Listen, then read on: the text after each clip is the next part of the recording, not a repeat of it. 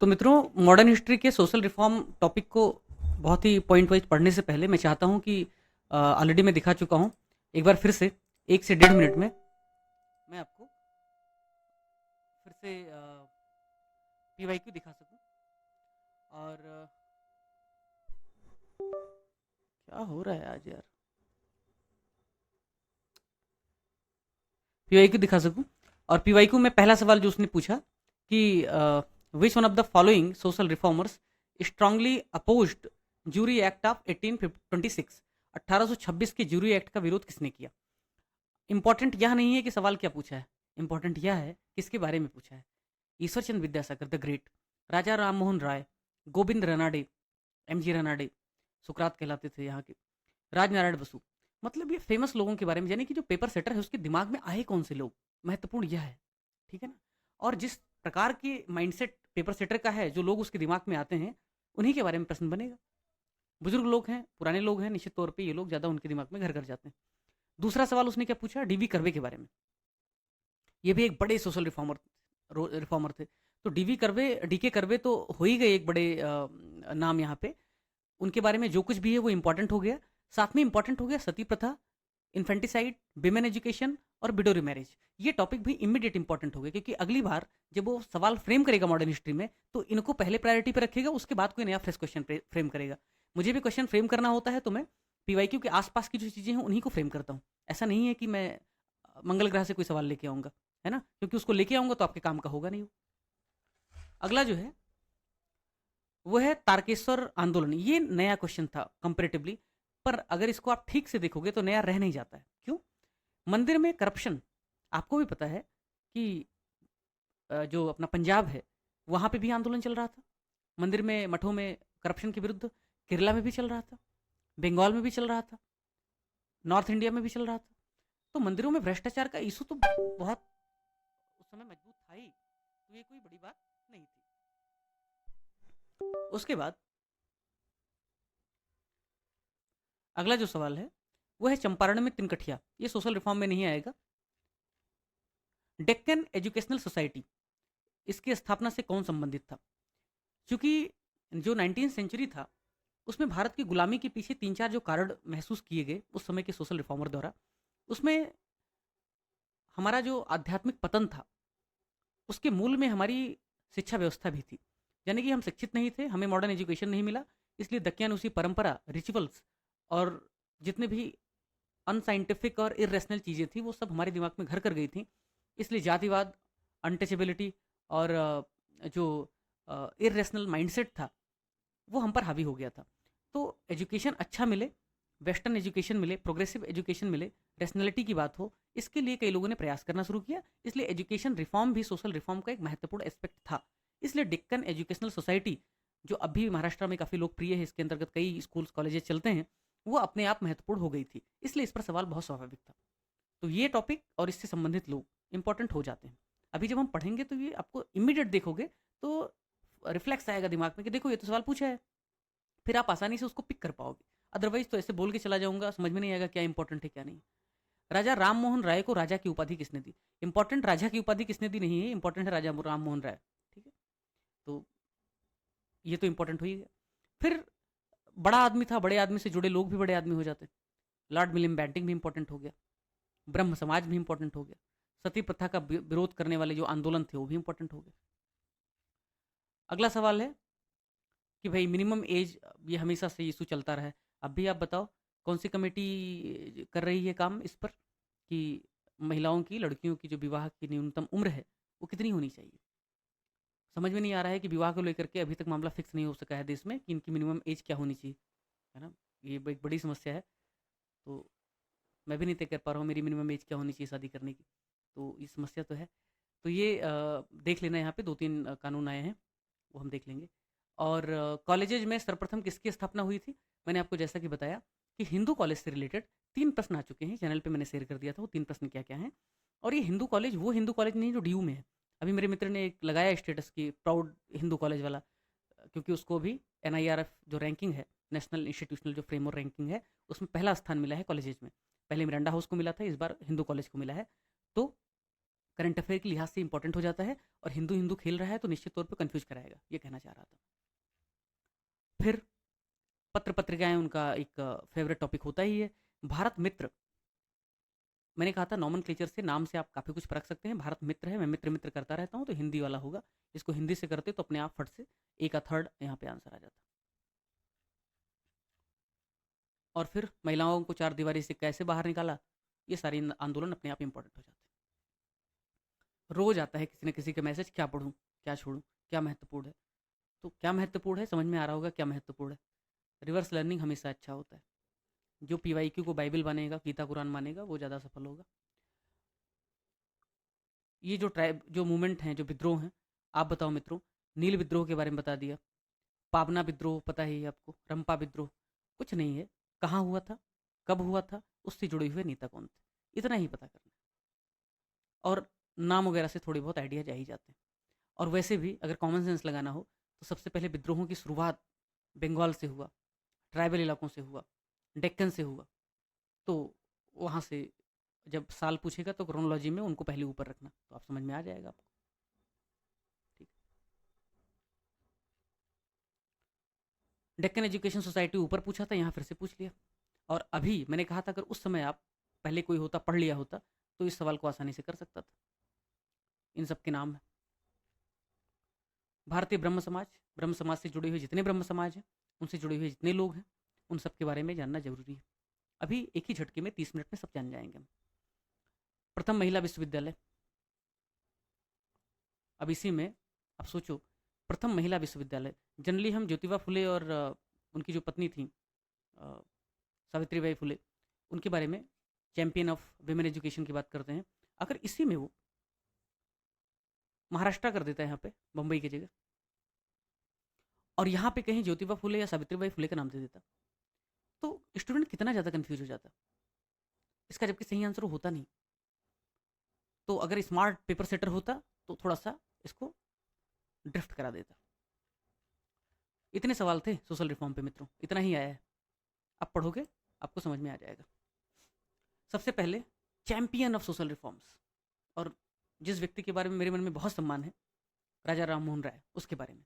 इससे पहले मैं 10 सेकंड बताऊं अगर आपको, फ्रांस में एक व्यक्ति था ना, उसका नाम था वॉल्टेयर, सुना होगा नाम आपने।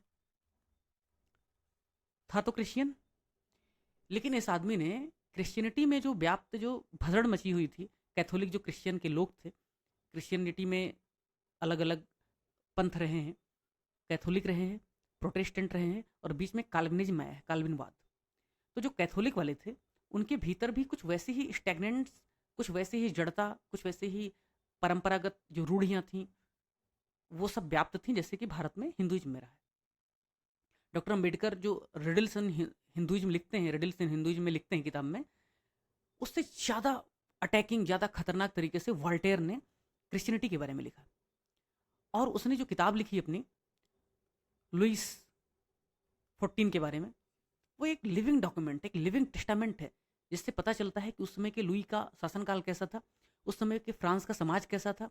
भाई स्वर्ग की टिकट बेचते थे कैथोलिक वाले, चर्चों में लोगों को बुलाते थे, कहते तुमको स्वर्ग जाना है तो लाओ, इतने डॉलर दो, इतने पाउंड दो, जो भी चलता था उस समय, और तुमको हम स्वर्ग का टिकट दे देते हैं।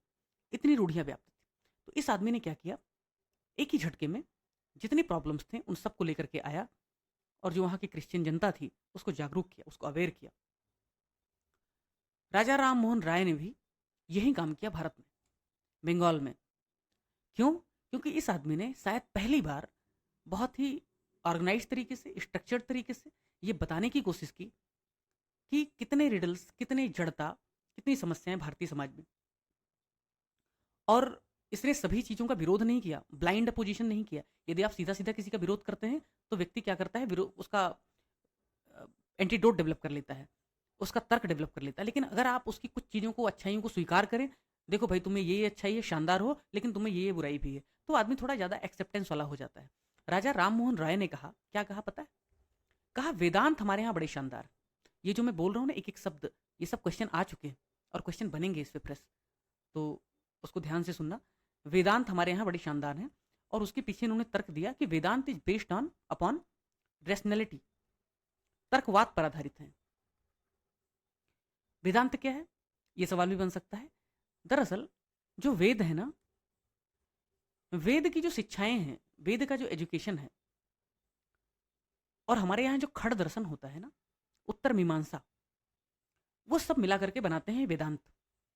वेदांत में मूलतः वेद का ही इंटरप्रिटेशन है, जिसमें उपनिषद भी है, जिसमें स्पिरिचुअलिटी भी है, जिसमें जीवन के बारे में तमाम जो गूढ़ बातें हैं, यानी कि जीवन क्या है, मृत्यु क्या है, जीवन कैसे जीना चाहिए, फिलोसॉफिकल जो एस्पेक्ट्स हैं, लेकिन वो रैशनैलिटी, तर्क के आधार पर, कुतर्क के आधार पर नहीं।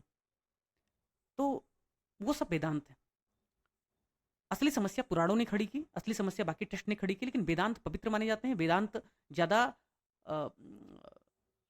तार्किकता के करीब माने जाते हैं, इसलिए ब्रह्म समाज और राजा राम मोहन राय ने इसको प्रमोट किया। राम मोहन राय का समय जो था वो 1772 से 1833 से, यह भी इंपॉर्टेंट हो जाता है। ब्रह्म समाज इनका एक महत्वपूर्ण उपलब्धि थी, यह भी पूछा जा सकता है। इनकी कुछ किताबें हैं जिसके बारे में ऑलरेडी सवाल पूछा जा चुका है। उससे पहले इन्होंने जो वकालत की है वो मोनोथीज्म की वकालत की, एकेश्वरवाद का। हिंदुत्व में बहुत देववाद की परंपरा है, इसकी वजह से कई बार पंथों के बीच में टकराव होता है और अपनी अपनी मान्यताओं की वजह से उनमें झगड़े होते हैं और अंधविश्वास फैलने का ज़्यादा खतरा होता है। राजा राम मोहन राय ने इसको भाप लिया था, इसलिए उन्होंने कहा कि भाई एकेश्वरवाद, एक ही ईश्वर है, इसकी वजह से ढेर सारे झगड़े अपने आप मिट जाएंगे।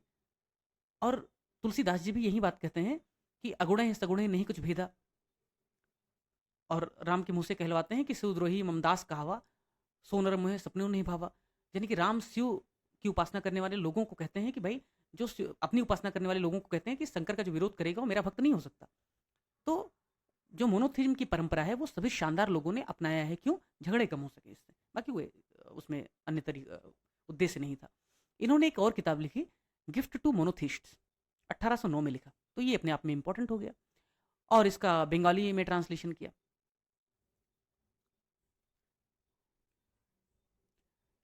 1814 में उन्होंने आत्मीय सभा की स्थापना की, तो ये भी इंपॉर्टेंट है कि आत्मीय सभा की स्थापना कब की?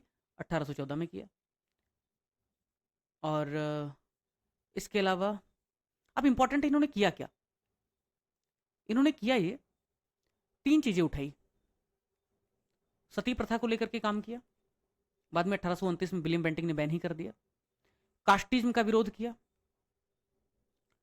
तीसरा, जो साइंटिफिक टेम्परामेंट है, साइंटिफिक टेम्परामेंट है, उसको बढ़ाया, और उसके लिए उन्होंने मोनोथीज्म की वकालत की, उसके लिए उन्होंने रैशनैलिटी की वकालत की, और मॉडर्न एजुकेशन की वकालत की। तो मुख्यतः 3 काम करके गए राजा राम मोहन राय ने। अगर मेंस में भी सवाल आ जाए तो आप इस तरीके से इनको टैकल करना।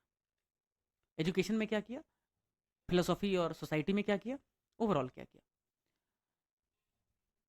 इन्होंने एक और किताब लिखी, प्रिसेप्ट ऑफ जीसस। दरअसल जो तर्कशील व्यक्ति होता है वो किसी का दोस्त हो नहीं सकता, वो सबका दुश्मन बन जाता है। तो इन्होंने हिंदुइज्म में व्याप्त बुराइयों को धोया, तो क्रिश्चियनिटी वाले लोग बहुत खुश हुए, वाह क्या शानदार है। क्यों? क्योंकि आपको ऊपर दिखाया ही मैंने कि भाई यहाँ पे 1814 में उन्होंने आत्मीय सभा की स्थापना कर दी थी। हिंदुत्व के भीतर जितनी बुराइयां थी, चाहे वो मूर्ति पूजा हो, चाहे वो कास्टिज्म हो, चाहे रिजिडिटी हो, सबका उन्होंने विरोध किया।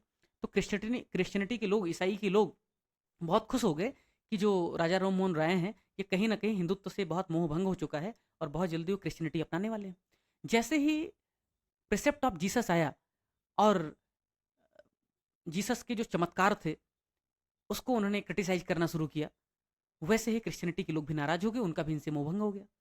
ऐसे ही गांधी थे, गांधी को लोग समझते थे क्रिश्चियनिटी में कन्वर्ट हो जाएंगे जब वो लंदन में थे, वैसा उन्होंने नहीं किया तो लोगों का मोहभंग हो गया।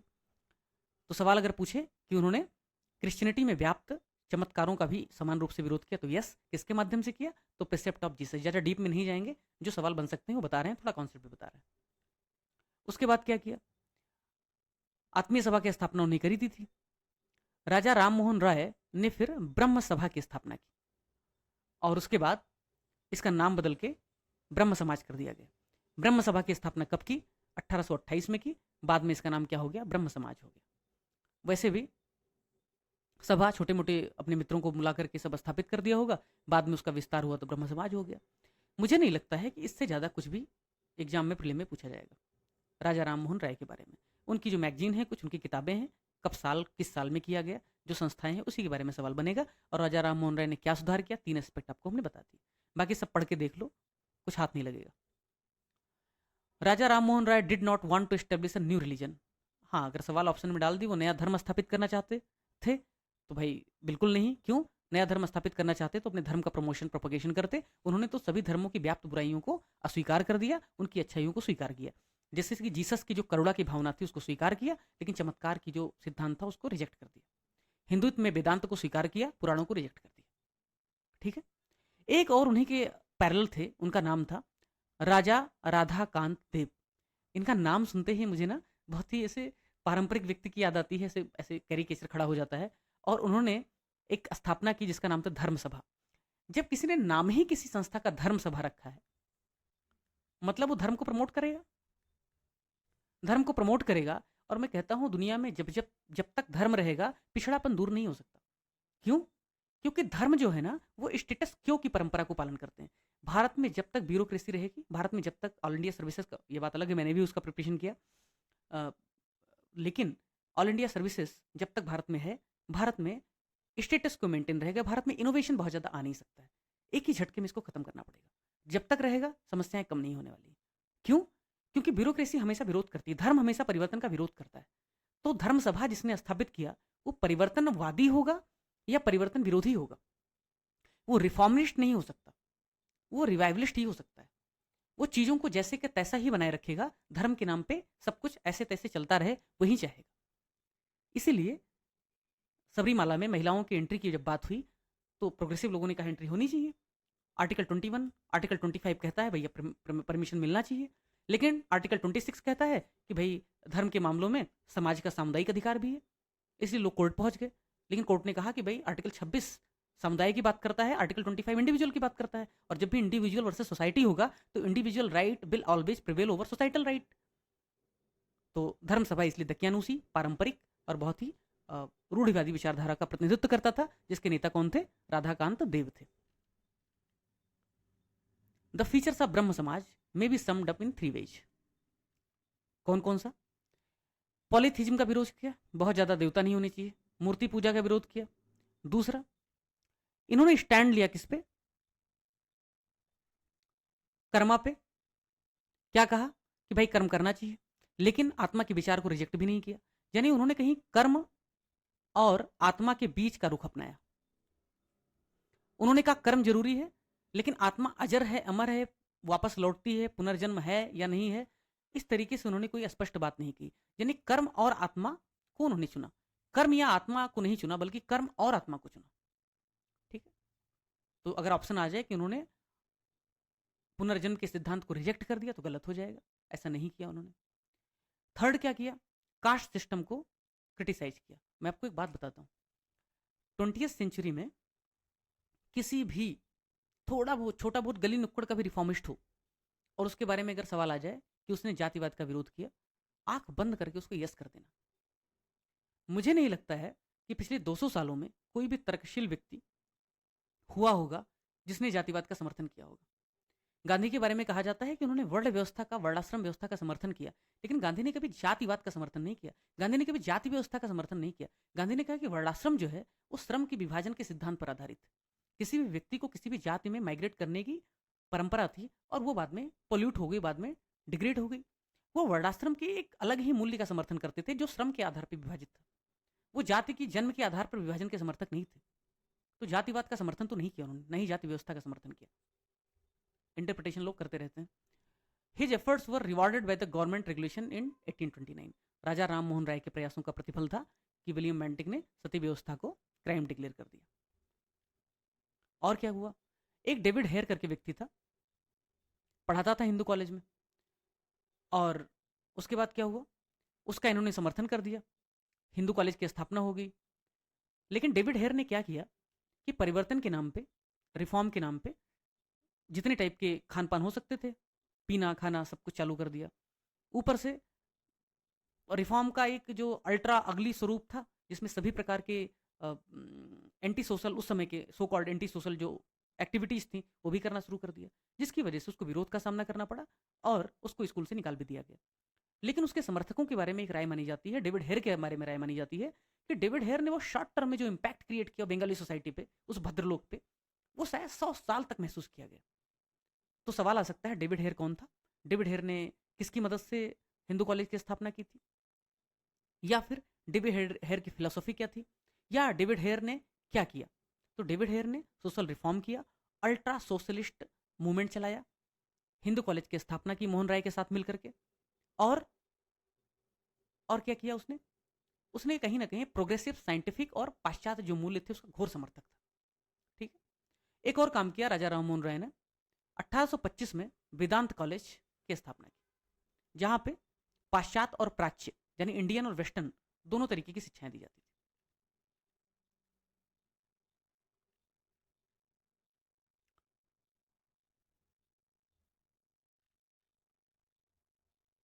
अब देखो, राजा राममोहन राय की 1833 में डेथ हो जाती है, 1833 में। कहाँ हो जाती है? लंदन गए थे, मुकदमा लड़ने के लिए गए थे, और अकबर सेकंड एक था, उसके मामले को लेकर के गए थे, पेंशन वगैरह नहीं मिल रहा था, तो वहीं उनका लंदन के करीब एक ब्रिस्टल या जो भी ब्रिस्टल जो भी जगह है वहाँ पे उनकी डेथ हो जाती है। अब भी उनकी समाधि है। उसके बाद वो एरा लगभग लगभग खत्म होता है। अब उनके साथ के कुछ लोग थे जो बहुत शानदार थे। देवेंद्र नाथ ठाकुर उनमें से एक थे, और ब्रह्म समाज को आगे बढ़ाने में इनकी बड़ी भूमिका थी। मैं एक बात बताता हूँ, मैं एक जगह पढ़ रहा था स्वामी विवेकानंद के बारे में कमेंट्री, 10 सेकंड लूंगा खाली। हुगली नदी था, देवेंद्र नाथ टैगोर बूढ़े हो गए थे बहुत ज़्यादा, और ऐसा कहा जा रहा था कि देवेंद्र नाथ टैगोर उस समय के बहुत बड़े चिंतकों में से एक थे। स्वामी विवेकानंद ज्ञान की तलाश में, मोक्ष की तलाश में, ईश्वर की तलाश में भटक रहे थे, और तब तक उनका दक्षिण के काली के जो संत थे, रामकृष्ण से मुलाकात नहीं हुई थी। उनको पता चला कि देवेंद्र नाथ ठाकुर एक बहुत शानदार व्यक्ति हैं, उनके पास चले जाओ। वो गए, नाव में बैठे थे, देवेंद्र नाथ ठाकुर मेडिटेशन कर रहे थे, जाके उनका सर झकझोरना शुरू किया और कहा, तुमने ईश्वर को देखा है? और कहा जाता है कि देवेंद्र नाथ ठाकुर की आंखें खुली, और कम से कम 3-4 मिनट तक वो देखते रहे नरेंद्र नाथ दत्त को, और कुछ नहीं बोला, बस इतना ही कहा, बालक तुम्हारी आंखें बहुत सुंदर हैं। इससे ज़्यादा कुछ नहीं कहा। बाद में खैर वो रामकृष्ण परमहंस के पास आए।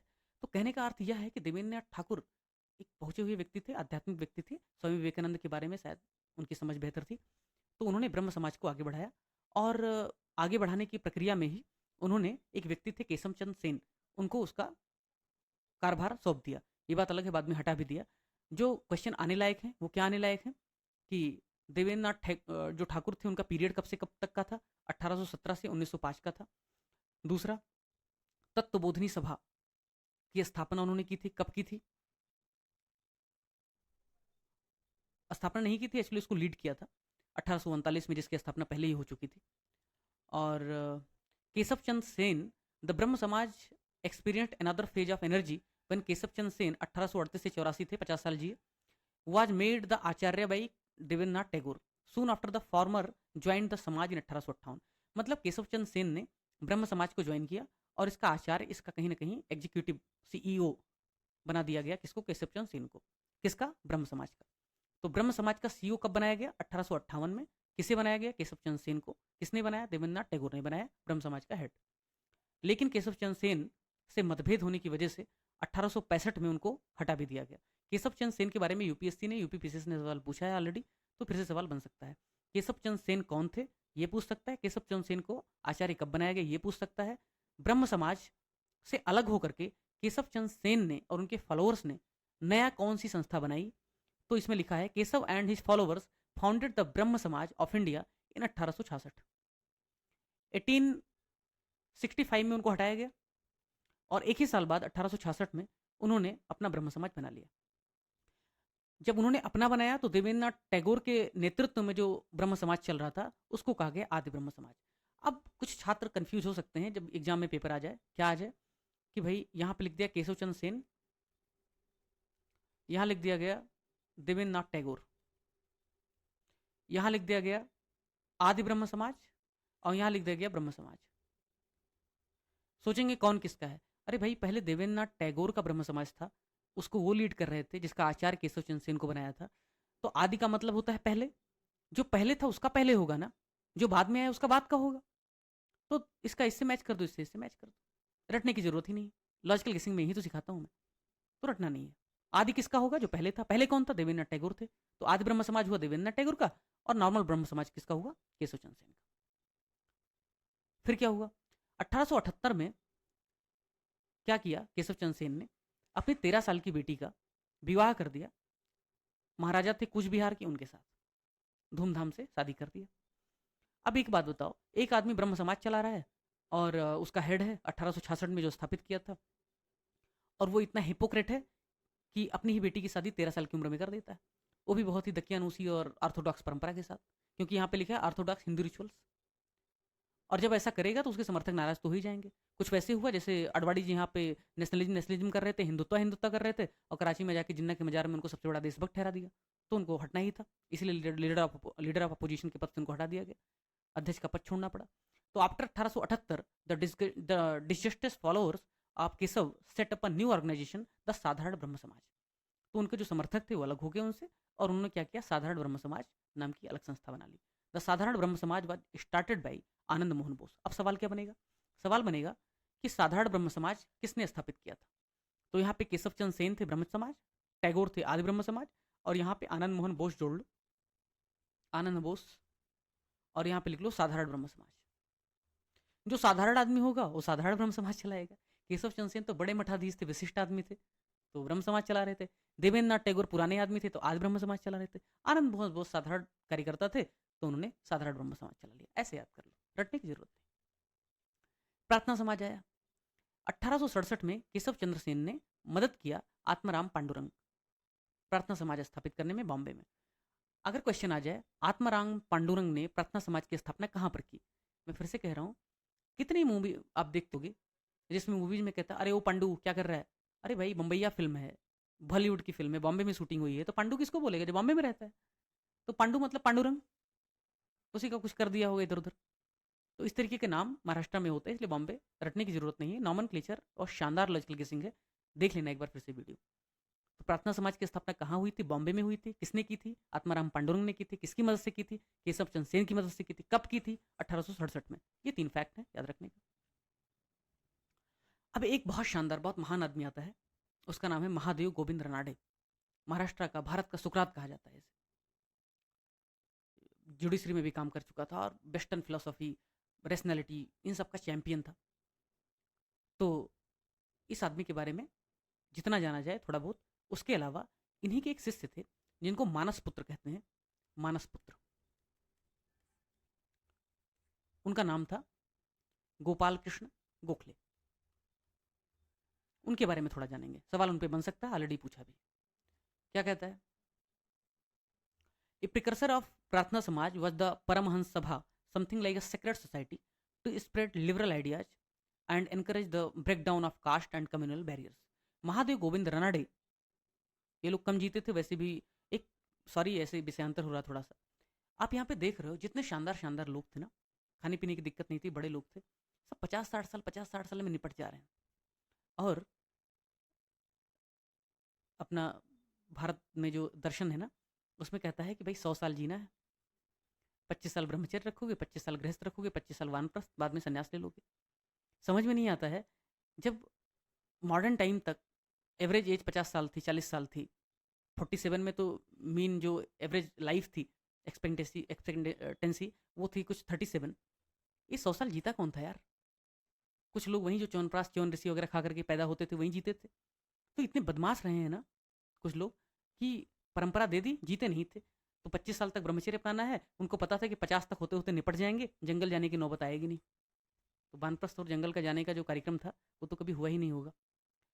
तो हिज एफर्ट्स मेड द समाज gain N all India character. Other leaders of the समाज वर आरजी भंडारकर, ये सब वगैरह। तो कुल मिलाकर के बात ये है कि महाराष्ट्र में प्रार्थना सभा चल रही थी, महादेव गोविंद रनाडे भी उससे जुड़े हुए थे, और उनकी मदद से ये लगभग पैन इंडिया लेवल पे इसका विस्तार हुआ था। आरजी भंडारकर ने भी इसको ज्वाइन किया था।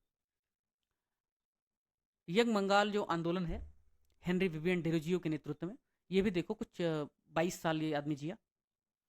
इसके बारे में 2 ही 3 प्रश्न आ सकते हैं। इसने हिंदू कॉलेज की स्थापना मोहन राय के साथ मिलकर की थी, और बंगाल में यंग बंगाल आंदोलन चलाने में इसकी महत्वपूर्ण भूमिका थी। इसने फ्रांस, यूरोप और वेस्टर्न जो फिलोसॉफी थी, जो वहाँ के आंदोलन थे, उससे इंस्पिरेशन लिया था। अल्ट्रा सोशल रिफॉर्म लाने की कोशिश की थी। बाद में इसको हिंदू कॉलेज से निकाल दिया गया था। द डेरोजियंस मतलब डेरोजियन के जो समर्थक थे, however failed to have a long term impact.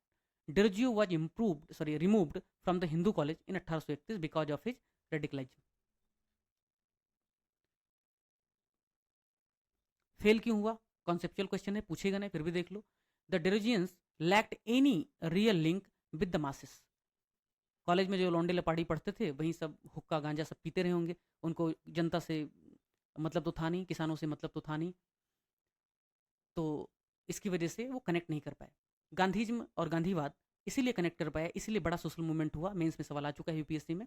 क्यों? क्योंकि गांधी ने चवन्निया मूवमेंट चलाया, सबको सदस्यता दी उठा उठा करके, तो ज़्यादा लोग जुड़े उसके साथ. गांधी ने जो सत्याग्रह किया, नमक जैसे प्रतीकात्मक चीज़ों को लेकर के किया, तो इसकी वजह से मासेस से उनका कनेक्ट हो पाया. जातिवाद, जाति प्रथा के खिलाफ काम किया. एलीट क्लास का कांग्रेस को उन्होंने मास का जो है आंदोलन जन आंदोलन बना दिया, इसलिए वो सफल हो पाए, नहीं तो नहीं सफल हो पाते. डेरिजियन को ये बात समझती नहीं थी. ईश्वर चंद्र विद्यासागर, जिन पे सवाल बन चुका है, पीवाई क्यू आप देख चुके हो, बताने की जरूरत नहीं है. 1850 में इनको प्रिंसिपल बनाया गया संस्कृत कॉलेज का. एक ये फैक्ट हो गया. दूसरा फैक्ट,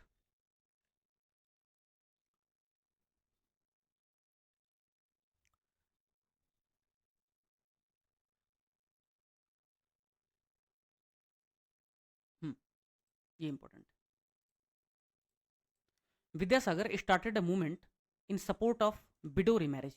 विधवा पुनर्विवाह के पक्ष में इन्होंने आंदोलन चलाया और इस पर फिर कानून बना, अंग्रेजों ने बनाया. इन्होंने चाइल्ड मैरिज और पॉलीगेमी का भी विरोध किया. तो ये दो फैक्ट हो गए. और बेथुन स्कूल के इनको सेक्रेटरी बनाया गया था, ये एक फैक्ट हो गया. विमेन एजुकेशन पे भी काम किया, ये भी एक फैक्ट हो गया.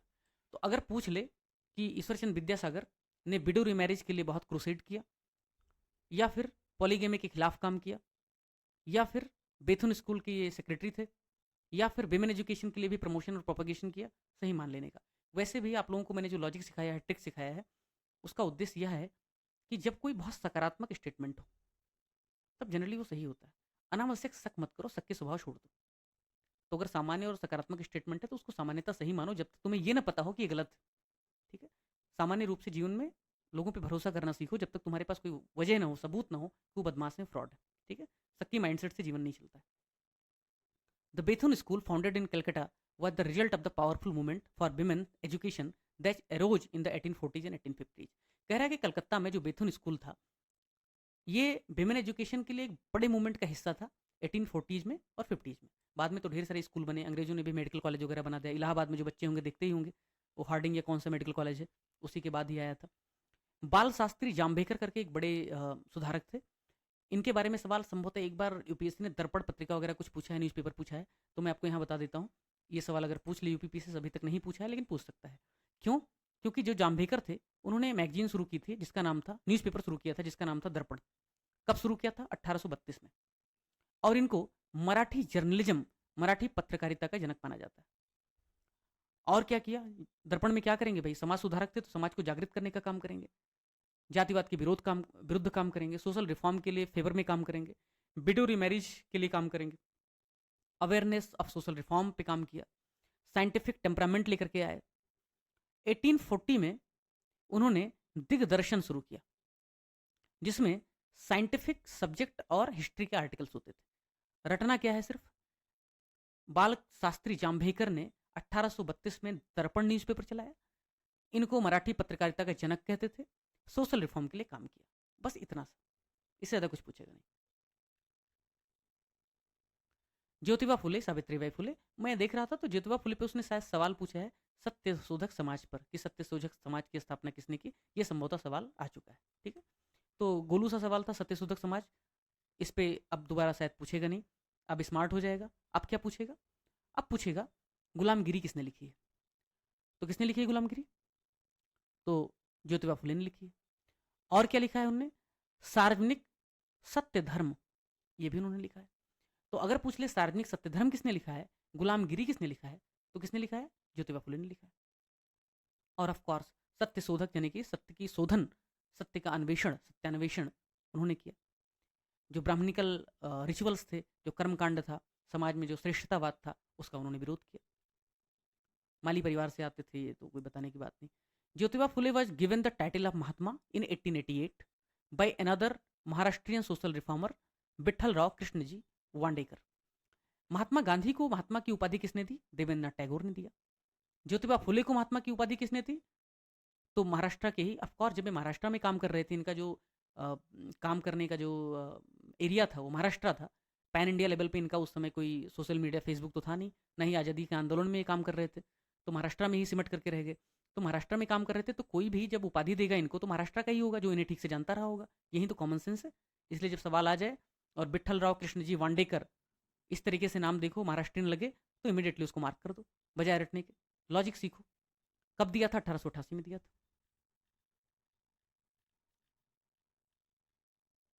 सावित्रीबाई फुले इनकी पत्नी थी। पहले उनको इनके पति ने शिक्षित किया, फिर इनकी पत्नी ने औरों की मदद से अन्य महिलाओं को शिक्षित किया।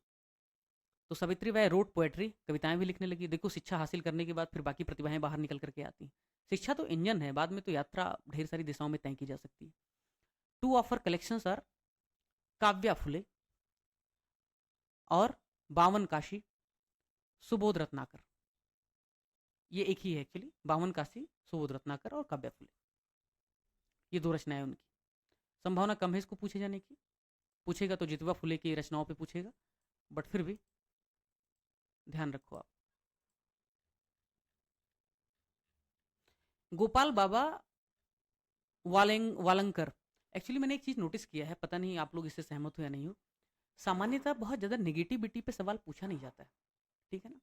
समाज सुधारक जितने रहे हैं उन पे सवाल पूछा जाता है, लेकिन ऐसे समाज सुधारक पर जिसने बहुत क्रिएटिव कुछ काम किया है, जैसे मैंने एक टर्म दिया था क्रिएटिव डिस्ट्रक्शन, यानी कि संरचनात्मक या संरचनात्मक विध्वंस। तो जब कोई रचनात्मक काम करता है और फिर थोड़ा क्रिटिसिज्म करता है तो उस पर सवाल बनने की संभावना ज़्यादा होती है, बजाय इसके कोई बहुत ज़्यादा क्रिटिसिज्म सिर्फ करता है, सिर्फ नकारात्मकता फैलाता है उस पर। गोपाल बाबा वालंकर जैसे कम से कम 10 समाज सुधारक हुए हैं महाराष्ट्र में, जिन्होंने बहुत जम करके क्रिटिसिज्म किया, लेकिन उन पर सवाल नहीं पूछा कभी। क्यों नहीं पूछा? मुझे लगता है संभवतः वो ज़्यादा अति नकारात्मकता से बचना चाहता है एग्जामिनर, या जो भी उसका रीजन रहा हो। डॉक्टर अम्बेडकर ने क्रिटिसिज्म किया, रिलीजन हिंदुइज्म में जम करके उन्होंने लिखा, एनिलेशन कास्ट में जम करके लिखा, लेकिन उन्होंने सोल्यूशन भी पेश किया। तो कहीं ना कहीं उन लोगों पे सवाल बनने की संभावना ज़्यादा है। और दूसरी, जब फेमस पर्सनालिटी पहले से मौजूद हैं उसी फील्ड में काम करने वाले, भाई डॉक्टर अम्बेडकर, ज्योतिबा फुले और गोपाल वालंकर में अगर सवाल पूछना चाहेगा तो डॉक्टर अम्बेडकर पे ज़्यादा पूछेगा, गोपाल वालंकर में पूछेगा। सिर्फ इसलिए थोड़े इन पे पूछेगा कि आपको कैसे तैसे फेल करवा दे, ऐसा उद्देश्य होता नहीं है। उसका उद्देश्य होता है कैसे उत्कृष्ट और उच्च स्तरीय प्रश्न बनाया जा सके, ठीक है। तो इसलिए हर पेज, हर शब्द रटने की बजाय थोड़ा सोचो सवाल कहाँ से आ सकता है, ठीक है ना।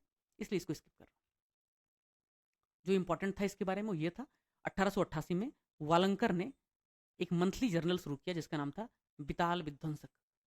अब विध्वंसक है तो कुछ तो भी तोड़फोड़ कर रहा होगा। क्या तोड़फोड़ कर रहा था? डिस्ट्रॉयर ऑफ ब्राह्मणिकल और सेरेमोनियल पोल्यूशन, यानी कि जो कर्मकांड है, पाखंड है, उसका विद्रोह कर रहा था। और ब्राह्मणिकल जो कल्चर्स थे, रिचुअल्स थे, उनका विरोध कर रहा था। ब्राह्मणिकल रिचुअल्स क्या था कि भाई हर चीज़ में आप अनावश्यक जो है कर्मकांड करवा रहे हो।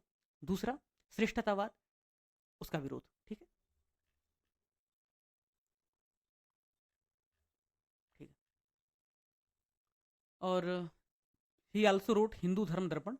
ही contributed to Marathi language journal such as Sudharak and. ये सब पढ़ने की जरूरत नहीं है, सिर्फ इतना जानो कहाँ के थे, महाराष्ट्र के थे। क्या किया? बिताल विध्वंसक जर्नल चलाया। क्या काम करते थे? सोशल रिफॉर्मर थे। सोशल रिफॉर्मर क्या थे? कास्टिंग वगैरह जो था उसका विरोध करते थे।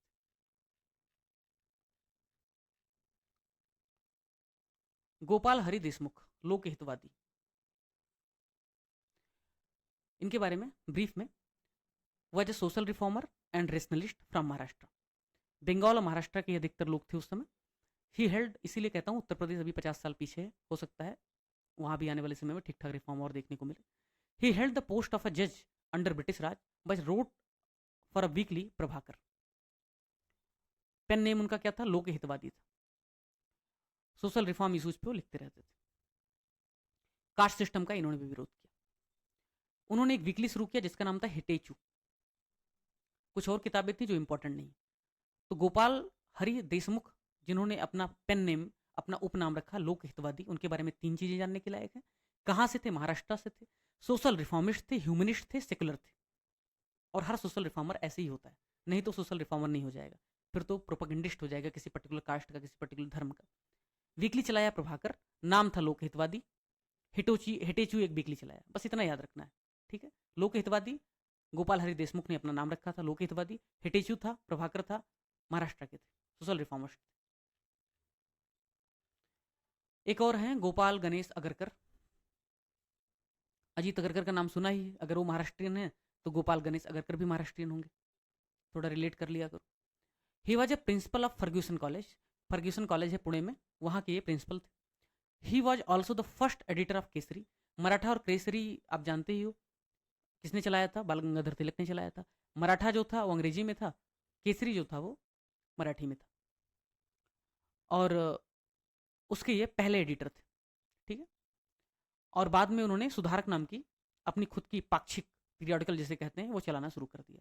सोशल रिफॉर्मिस्ट थे तो untouchability, generally I think if I am right Agarkar ब्राह्मण होते हैं, लेकिन इन्होंने भी सोशल रिफॉर्म में काफ़ी काम किया था। अनटचेबिलिटी, कास्ट इसलिए बता दिया था कि कहीं पूछ ले उस पर भी क्वेश्चन, क्योंकि ज्योतिबा फुले पे उनकी जाति पूछ ली है माली, तो इस पर भी कास्ट पूछ सकता है। तो अनटचेबिलिटी के खिलाफ उन्होंने काम किया, कास्ट सिस्टम को मिटाने के लिए काम किया। सर्वेंट ऑफ इंडिया सोसाइटी एक महत्वपूर्ण टॉपिक है। मैंने कहा था कि एमजी रेनाडे एक थे जिनको महाराष्ट्र का सुकरात कहा जाता है, शानदार व्यक्ति थे। उनके एक शिष्य हुए जिनको मानस पुत्र कहा जाता था, उनका नाम था गोपाल कृष्ण गोखले। गोपाल कृष्ण गोखले का योगदान यह है भारत में कि मोहम्मद अली जिन्ना और गांधी दोनों उनके शिष्य थे। और एक समय जब गांधी थोड़ा सा ज़्यादा सफल होने लगे, मोहम्मद अली जिन्ना की भी अपनी महत्वाकांक्षाएं थी, तो धीरे धीरे फिर आपको पता ही है कि जब खिलाफत आंदोलन चल रहा था तो एम ए जिन्ना ने गांधी से कहा था कि इसको प्रमोट मत कीजिए, आप अगर मुस्लिम लीग के साथ समझौता करोगे तो सांप्रदायिकता को कहीं ना कहीं आप प्रमोट कर रहे हैं। और खैर गांधी का उद्देश्य अपना दूसरा था, तो मोहम्मद अली जिन्ना ने फिर कांग्रेस छोड़ दिया और फिर उनकी महत्वाकांक्षा जाग गई और फिर उन्होंने अपना पृथक पाकिस्तान का आंदोलन चलाया।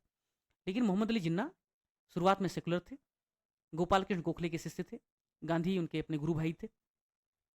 और गोपाल कृष्ण गोखले कुल मिलाकर के 40 साल के आसपास जिए, लेकिन शानदार काम करके गए। क्या करके गए? देखो, गोपाल कृष्ण गोखले 1866 से 1915 यानी कि कुछ 48 साल, a liberal leader of the Indian national Congress, founded the servant of India society.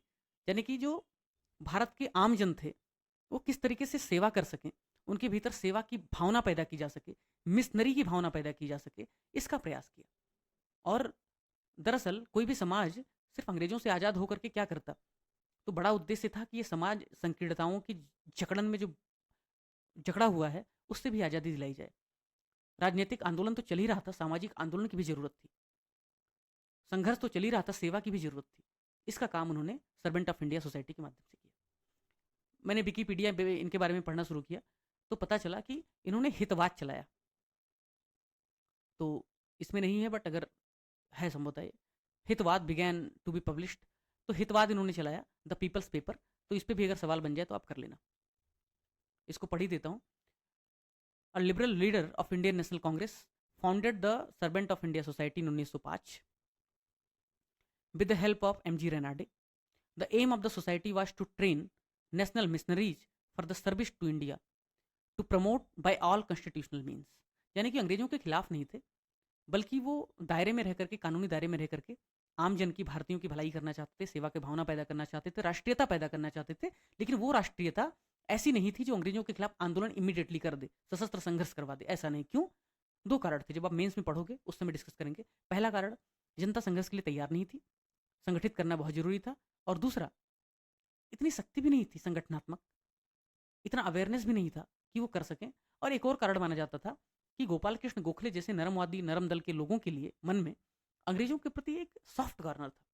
क्यों सॉफ्ट कॉर्नर था? क्योंकि अंग्रेजों के रूल ऑफ लॉ, उनके न्याय प्रियता से ये लोग ज़्यादा प्रभावित थे। उनके साइंटिफिक टेम्परामेंट, उनके scientific approach, western culture, western philosophies, western approach से, आंदोलन से कहीं ना कहीं प्रभावित थे। उनको लगता था कि धीरे धीरे अंग्रेजों की मदद से भारत में आधुनिक शिक्षा आएगी, समाज जागृत होगा और अपने आप गुलामी की जंजीरें टूट जाएंगी।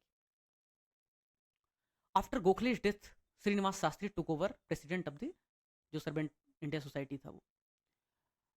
Social service league, a follower of Gopal Krishna Gokhale. अच्छा, एक बात देखो, 1866 में गोखले पैदा हुए थे।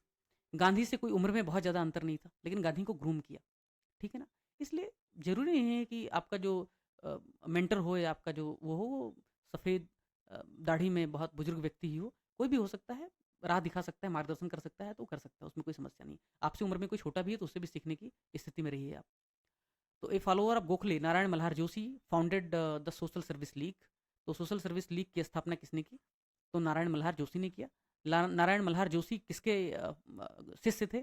तो गोपाल कृष्ण गोखले के थे। एक चीज़ और बता दूं आपको, गोपाल कृष्ण गोखले के शिष्य गांधी, गोपाल कृष्ण गोखले के शिष्य नारायण मल्हार जोशी, एम ए जिन्ना, अरे भाई सुकरात, अरस्तु, और वो क्या नाम उसका, द ग्रेट, जो लड़ा था, सिकंदर, प्लेटो। तो प्लेटो, तो ये सब जो लोग थे वो उसी गुरु शिष्य की परंपरा से आते थे। यानी कि महान गुरु का महान चेला, चेला कितना महान है इसी से अंदाजा लगा उसका गुरु कितना महान होगा।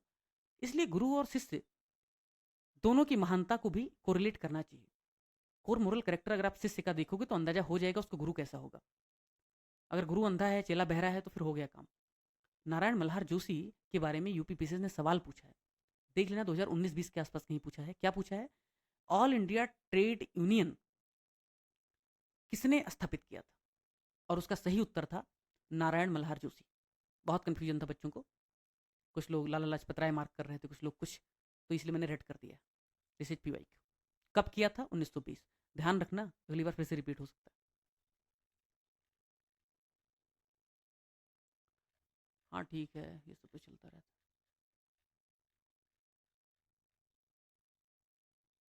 विवेकानंद के बारे में, रामकृष्ण परमहंस के बारे में सवाल है।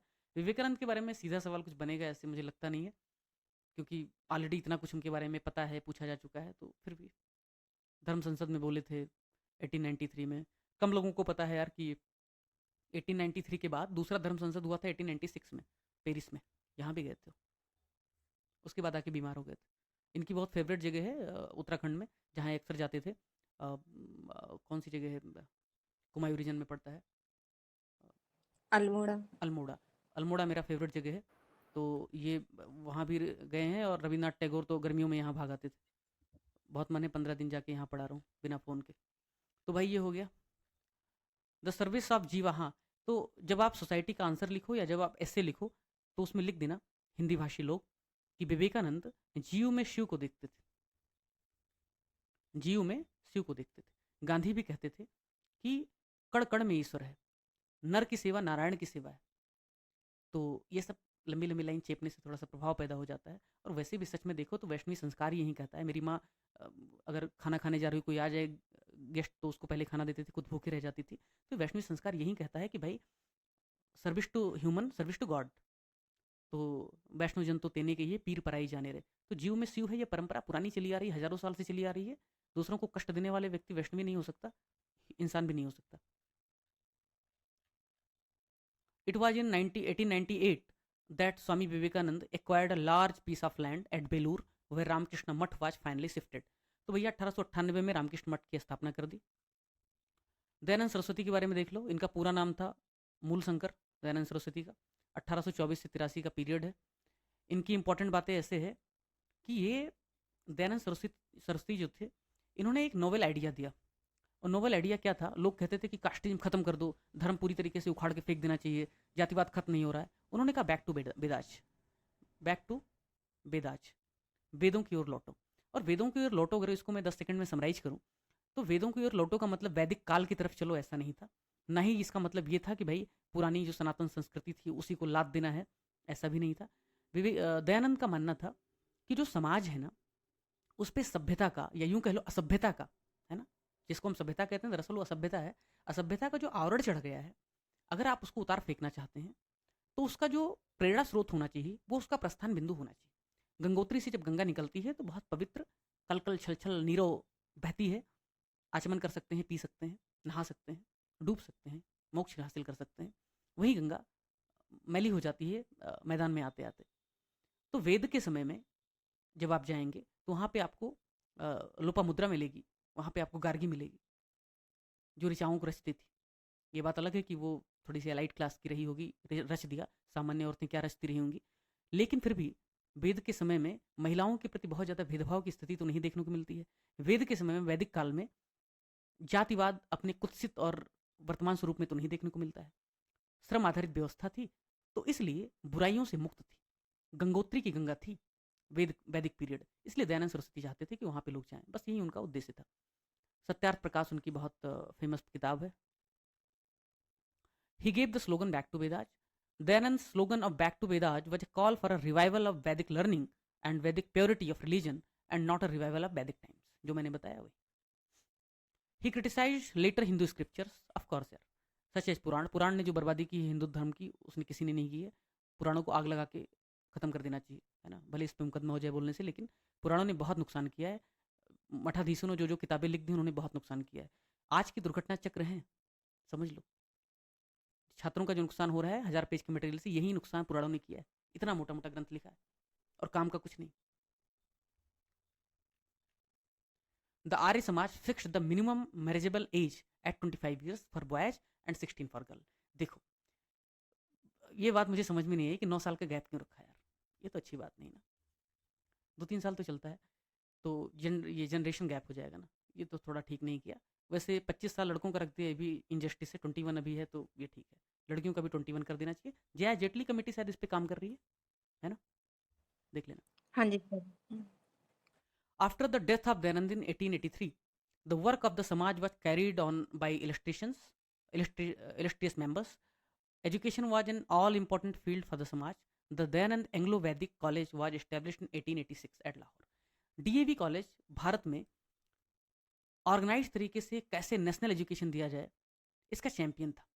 एनसीटीई या कुछ और था, जो नेशनल काउंसिल फॉर एजुकेशन स्थापित हुआ था जब बंगाल का पार्टीशन हुआ था 1905 में. उसके बाद जो मूवमेंट चला था, सुभाष चंद्र बोस वगैरह के नेतृत्व में जो कॉलेजेस स्थापित किए गए थे, साइंटिफिक इंस्टीट्यूशन स्थापित किए गए थे, ये अपने जो बोस वगैरह थे उनके नेतृत्व में.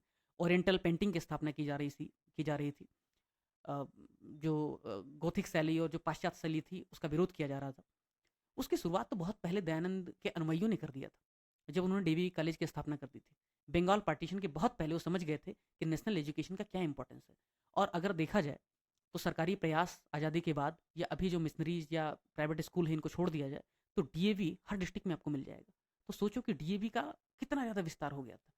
एक विचार, एक बीज सूत्र किस तरीके से वटवृक्ष बनकर के शिक्षा व्यवस्था में अपनी भूमिका निभा रहा है, डीवी कॉलेज से सीखना चाहिए. ये बात अलग है कि डीवी कॉलेज की स्थिति इतनी खराब हो चुकी है कि देखने लायक है. तो 1886 में लाहौर में डीवी कॉलेज की स्थापना की गई थी. किसने किया था? ये जो आर्य समाजी थे इन लोगों ने. 1902 में ये विभाजन हो गया था, तो गुरुकुल कांगड़ी वगैरह स्थापित कर दिया था हरिद्वार में. 1902 में हुआ था. सेवा सदन एक मुंशी प्रेमचंद की नॉवेल भी है. सुमन नाम की पात्रा है. दाल मंडी उसका केंद्र है. बनारस पहली बार गया था तो ये रुचि था, देखने का एरिया था. एक पारसी सोशल रिफॉर्मर बहराम जी यम मालाबारी 1853 से 1912 फाउंडेड द सेवा सदन इन 1908 along with a friend Diwan Dayaram गिडूमल. Malabari spoke vigorously against child marriage and for widow remarriage among Hindus. It was his efforts that led to the Age of Consent Act regulating the age of consent for females.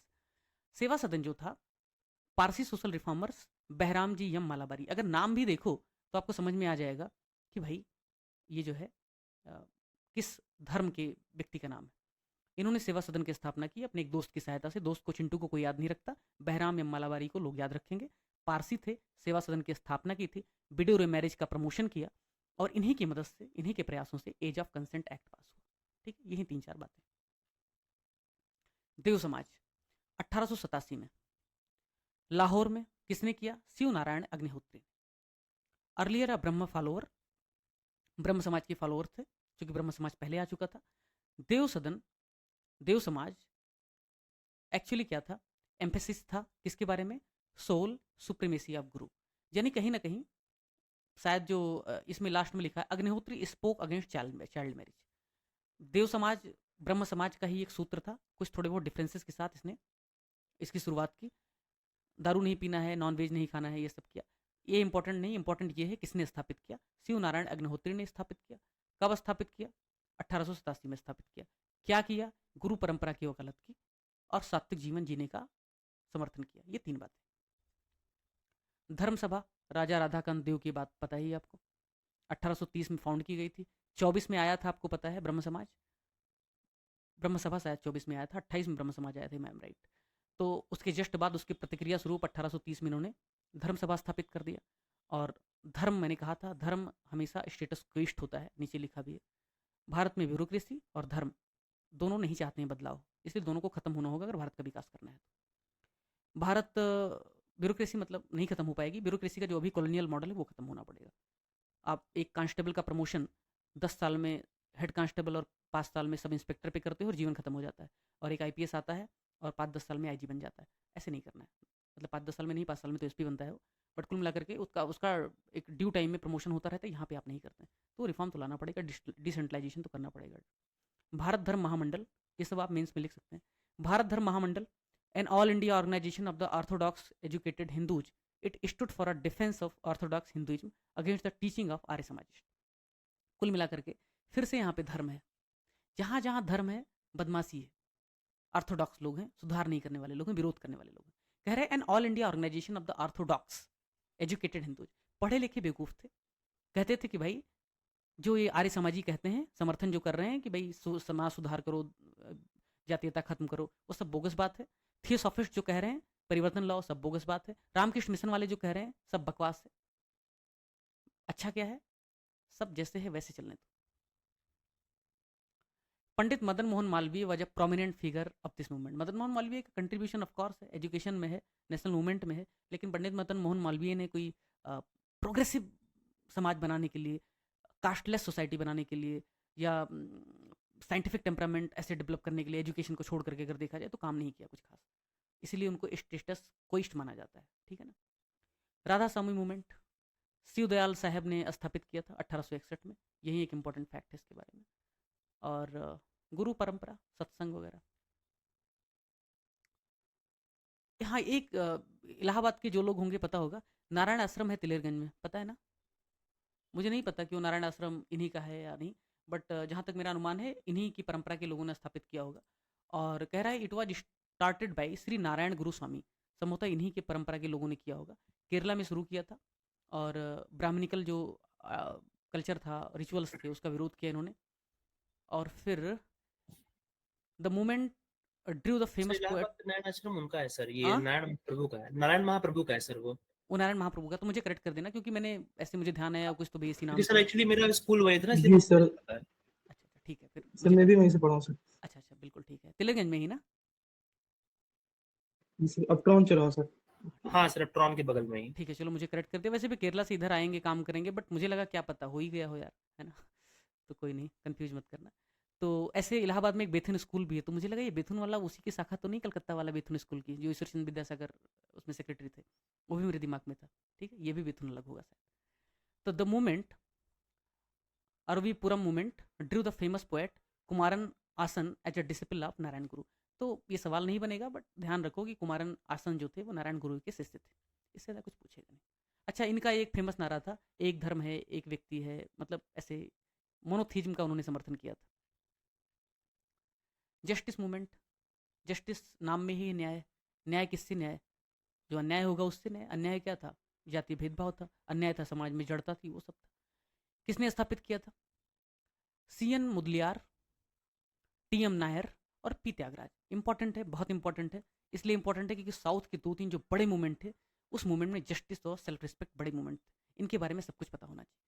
किसने स्थापित किया था, CN Mudaliar ने, TM Nair ने, P Tyagarajan ने।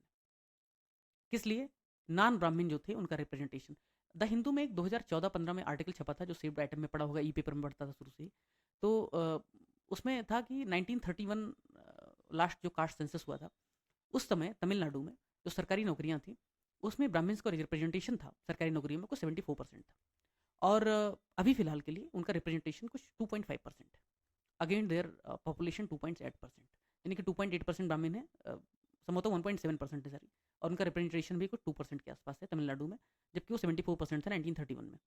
तो इससे पता चलता है कि जब उनका रिप्रेजेंटेशन ओवर रिप्रेजेंटेशन था, तो ये जस्टिस मूवमेंट नौकरियों में बाकी लोगों के लिए जगह बनाने के लिए आंदोलन होना स्वाभाविक था, ठीक है ना। तो ये बहुत बट नेचुरल हो जाता है कि जॉब और रिप्रेजेंटेशन में नॉन ब्राह्मण लोगों के लिए उन्होंने काम किया। लेजिस्लेचर में भी उनकी जगह हो, उसके लिए भी काम किया। 1917 में Madras presidency association was formed which demanded separate representation for the lower caste in the legislature. तो लेजिस्लेचर में भी, मद्रास असेंबली में भी लोगों का प्रतिनिधित्व हो सेपरेट तरीके से, इसकी भी उन्होंने डिमांड की। क्वेश्चन कहाँ से बनेगा? जस्टिस मूवमेंट किसने स्थापित किया? इन 3 लोगों ने, C N Mudaliar, T M Nair and Thyagarajan. और मद्रास प्रेसिडेंसी में केरला का भी हिस्सा आता था, क्योंकि नायर जो कम्युनिटी होती है वो मोस्टली केरला में होती है, ठीक है ना, कंफ्यूज मत करना। सेल्फ रिस्पेक्ट मूवमेंट, जनरली ये जो अपने थे ईवी रामास्वामी नाइकर, ये पहले कांग्रेस में हुआ करते थे, समर्थन करते थे, सत्याग्रह का समर्थन भी किया था। बाद में वो साउथ गए और उन्होंने अपना अलग से मूवमेंट चलाना शुरू कर दिया। तो the movement was started by EV Ramaswamy Naicker, Balija Naidu in the mid 1920s। यही मिड 1920 असहयोग खत्म हुआ था, उसके जस्ट बाद की स्थिति। Temple entry movement. सच हाँ बोलो। सच्ची रामायण करके बुक एक इनकी की आई थी सर। शायद उन्हीं की है, मुझे नहीं एग्जैक्ट पता है, उन्हीं की होगी, है ना। प्रोपागेंडिस्ट उसको फैलाते हैं कि ये एंटी ब्राह्मणिकल जो मूवमेंट है उसका प्रतीक है, प्रतिनिधित्व है। उस विवाद में पढ़ना नहीं चाहता। मैं एक ही चीज़ मानता हूँ बहुत सिंपल तरीके से, कि जितनी भी बुराई है उसका विरोध करना चाहिए। वाल्टेयर भी तो ईसाई थे, कैथोलिक थे, उन्होंने विरोध किया वहाँ की कैथोलिज्म में जो बुराइयाँ थी। राजा राम मोहन राय ने हिंदुत्व में व्याप्त बुराइयाँ थी, जातिवाद में बुराइयाँ थी। गोखले थे, कर्वे थे, इन लोगों ने भी बुराइयों का विरोध किया। आप सिर्फ नकारात्मकता फैला करके समाज में फ्रेटर्निटी नहीं ला सकते, ठीक है ना। आपको कंस्ट्रक्टिव डिस्ट्रक्शन करना पड़ेगा। निगेटिविटी और हेट्रेड के आधार पे आप समाज को ठीक से बांध के रख नहीं सकते। तो जो भी हर समाज के शानदार लोग हैं, अच्छे लोग, उनको लाना चाहिए। बहुत सारे प्रोग्रेसिव लोग हैं, वाल्टेयर से लेकर के आज की परंपरा में भी लोग हैं। इसलिए बेहतर होगा कि निगेटिविटी को, प्रोपागेंडिस्ट क्या करते हैं, सस्ती फॉलोअरशिप हासिल करने के लिए एक प्रतीक उठाते हैं, उस प्रतीक के माध्यम से उनको करना कुछ नहीं, हेट्रेड फैलाना है। इसलिए मैं उन चीज़ों से दूर रहता हूँ। तो टेम्पल एंट्री मूवमेंट है, एक सवाल आया यूपीपीसीएस में, आपको पीवाईक्यू मैंने दिखाया भी था लॉजिकल गेसिंग सिखाते हुए, कि जब दो स्टेटमेंट हों और दोनों सकारात्मक हों और दोनों आपस में बहुत क्लोजली रिलेटेड हों, तो उनके सही होने की संभावना बहुत बहुत बहुत बढ़ जाती है। 80-90% क्वेश्चन में लगभग सही पाया गया। कम हो सकता है आगे चल के, लेकिन मेरा तो ऑब्जर्वेशन 10 साल में यही है।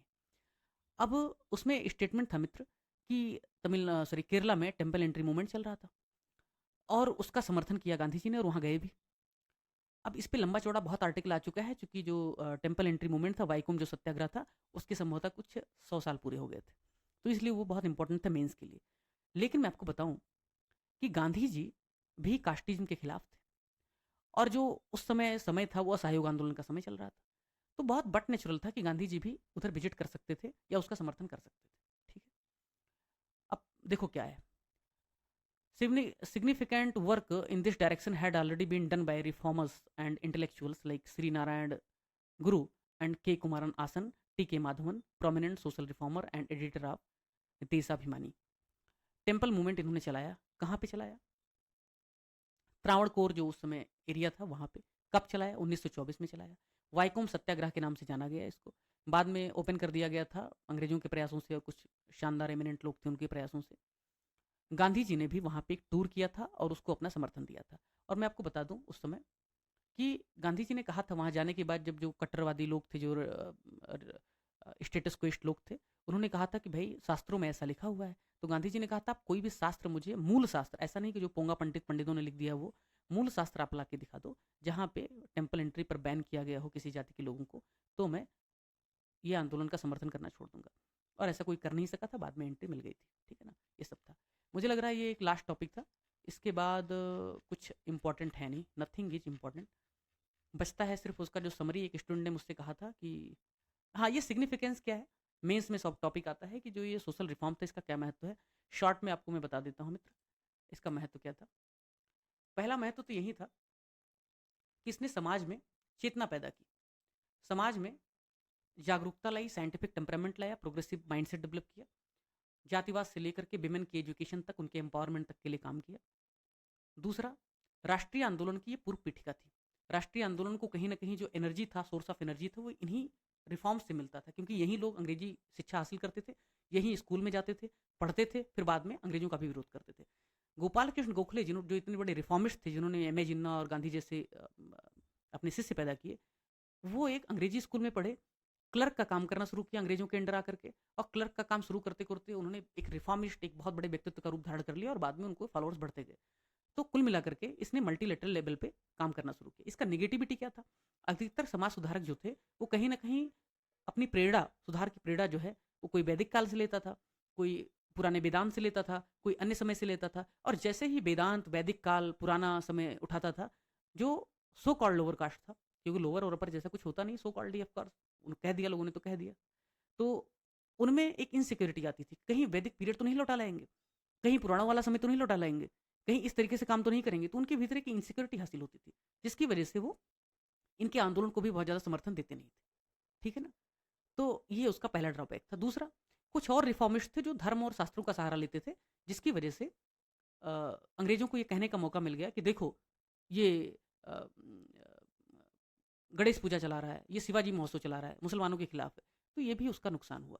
तो फायदे बहुत हुए, नुकसान थोड़े से हुए, सांप्रदायिकता बढ़ी, जातियों का समर्थन नहीं मिला कुछ जातियों का, ये सब उसके अपने नुकसान थे। मेंस में जब पढ़ाएंगे तो बहुत अलग अलग डायमेंशन से पढ़ाएंगे, लेकिन प्रीलिम के लिए इतना ही इंपॉर्टेंट है। समरी जो है उसमें भी कुछ कुछ मार्क कर दूंगा। सोशल रिफॉर्म से इससे बाहर नहीं आएगा, ऐसा मेरा अनुमान है, ऐसा मेरा मानना है। फिर भी आपको पढ़ना है तो आप धूमधाम से पढ़ते रहो।